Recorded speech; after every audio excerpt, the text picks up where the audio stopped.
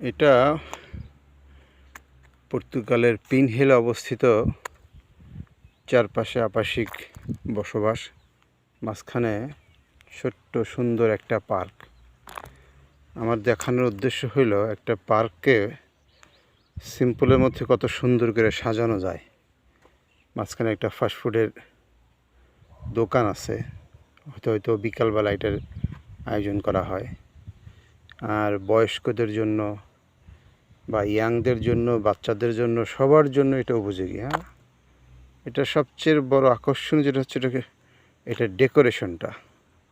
এখানে আহামরি কিছুই করা হয় নাই, জাস্ট জায়গাটাকে সুন্দর করে একটু মডিফাই করা হয়েছে।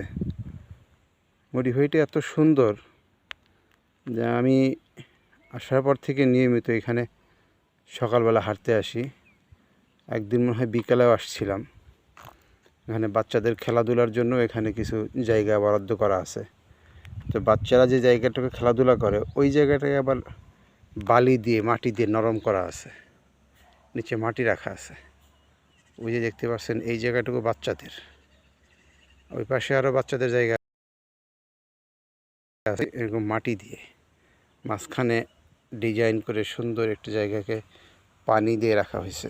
অসাধারণ তাদের আসলে চিন্তাধারা।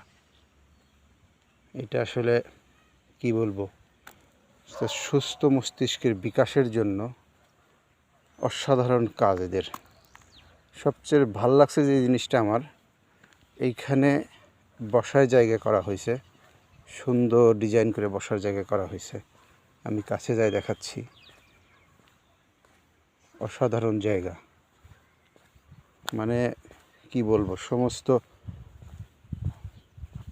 ফ্রাস্ট্রেশন যেটা সেটা এখানে আসলে দূর হয়ে যায়। এইখানে বসার জায়গা আছে।